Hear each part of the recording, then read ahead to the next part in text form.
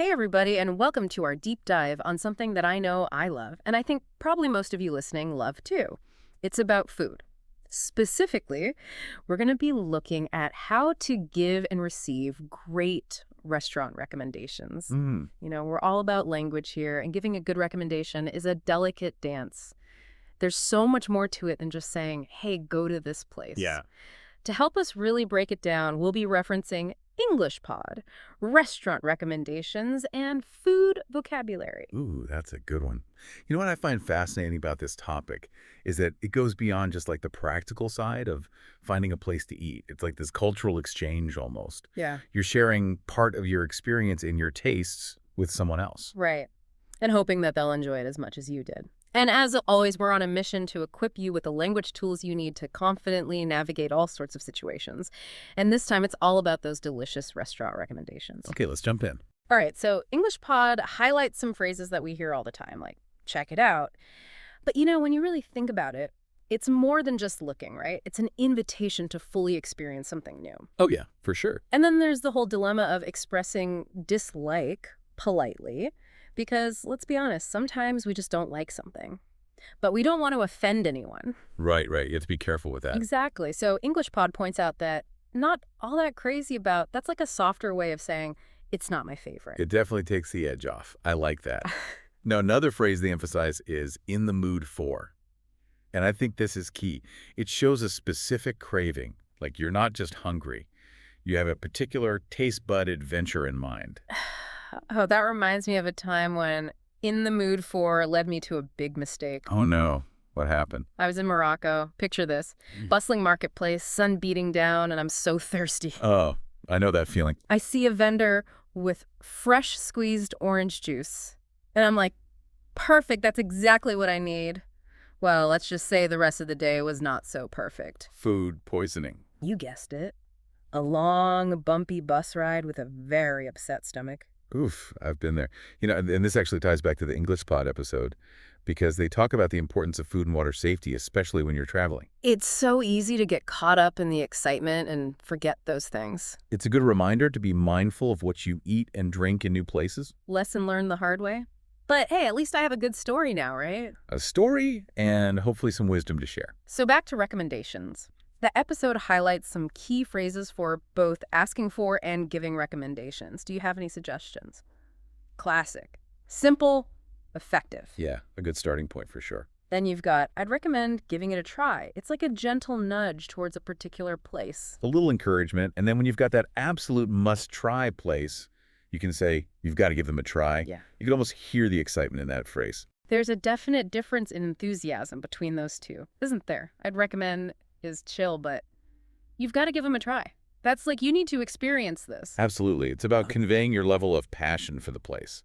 And EnglishPod also points out the importance of pronunciation and how contractions like I'd recommend or you got to can make your speech more natural and fluid. Like you're a pro at giving recommendations. Little details, but they make a difference. Before we get too carried away, though, we've got to consider the situation and the person we're talking to. Recommending a fancy Michelin star restaurant to someone who prefers a casual burger joint, probably not the best move. Right. It's all about matching the recommendation to the person's tastes, like culinary matchmaking. I love that analogy. So let's dive into how to tailor those recommendations to different personalities and scenarios. That's where it gets really fun. Okay, let's do it. I'm excited to see what else EnglishPod has in store for us.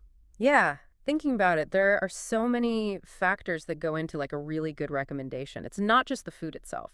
You've got the atmosphere, the occasion, even like who you're with makes a difference. Absolutely. Recommending a romantic date spot is way different than finding a place for like a big family dinner or a quick lunch with coworkers. Totally. And let's not forget about dietary restrictions. Oh man, yeah, I've been there.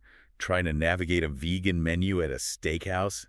Talk about a challenge. It's a real testament to friendship when you can find a place that works for everyone. And, EnglishPod actually reminds us how important this is. Being aware of allergies or preferences, it shows you care. It's like that extra level of thoughtfulness. Now, this whole cultural context thing we talked about earlier, I'm curious how different cultures approach giving and receiving recommendations. Is there like a universal language of food excitement, or do different cultures express it differently? That is a really interesting question. I think the basic idea of sharing a good food experience, that's probably universal. But the way we express it, totally different across cultures. So, like in some cultures, being super direct is the norm, while others are more subtle and polite. Exactly. It's like those phrases we were talking about earlier. I'd recommend versus you've got to give them a try. The intensity changes the whole message. Imagine telling your Italian grandma, I'm not all that crazy about your pasta. Disaster. Right. Cultural sensitivity is huge when it comes to food. It's not just the words. Yeah. It's body language, tone of voice. Even how you handle the food itself can mean different things. Wow, it's like a whole cultural dance around the dinner table. There's so much more to food recommendations than I initially thought. It's about being mindful, respectful, and adaptable. I'm loving this deeper level of analysis. It's not just about finding yummy food. It's expanding your horizons, connecting with people on a different level. Speaking of expanding horizons, the EnglishPod episode has a story about one of the hosts having a not-so-great food experience. They got food poisoning from orange juice while traveling in Morocco. Oh, no, not the orange juice. Yeah, it emphasizes how food and culture are totally intertwined. What's normal in one place could be a big no-no in another. It definitely brings us back to food and water safety, especially when traveling. Are there any tips or resources to help us navigate those cultural differences and avoid those unfortunate situations? Absolute research is key. Before you travel, do some digging. Learn about the local food customs and any potential food safety issues. Websites, travel guides, even online forums, they can be super helpful. So true, a little prep goes a long way, and it shows respect for the local culture, too. Exactly. Open mind, willingness to learn. Who knows, you might stumble upon some hidden gems you never would have found otherwise. I love that turning a potential food mishap into an adventure. And that's what makes this deep dive so cool. It's not just vocabulary. It's the intersection of language, culture, and cuisine. Appreciating the richness and diversity of human experience all through food. I couldn't agree more. We've gone from basic phrases to cultural considerations, even some food safety tips, all about giving and receiving those restaurant recommendations. But I feel like there's so much more to uncover, like how our own experiences and backgrounds shape our approach to food. Totally. It's like peeling back the layers of an onion. Each layer is more complex and nuanced. And that's what keeps the world of food so interesting. You know, it's amazing how a simple conversation about restaurant recommendations can turn into something so much deeper. Right. We've covered so much, from the actual words and phrases to like cultural awareness and even those personal experiences that shape our tastes. It makes you think about food differently, doesn't it? It's not just fuel. Yeah, it's like this whole cultural thing, a way to connect with people, share stories, make memories. Exactly. And I think those personal experiences really shape our individual food language. You know what I mean?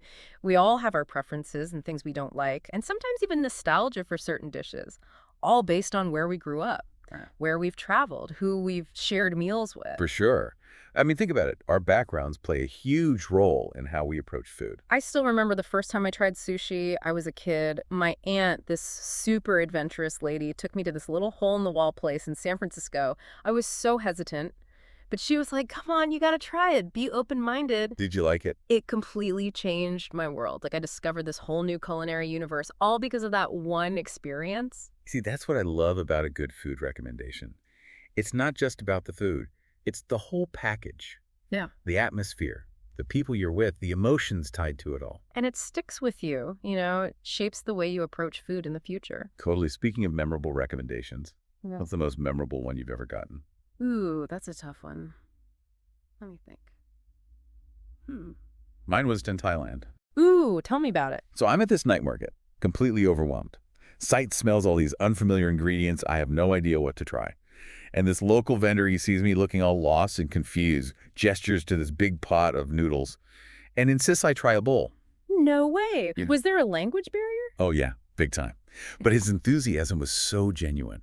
And, you know, sometimes you just got to trust those vibes. I love that. So what happened? Did you like it? It was the best bowl of noodles I've ever had, hands down.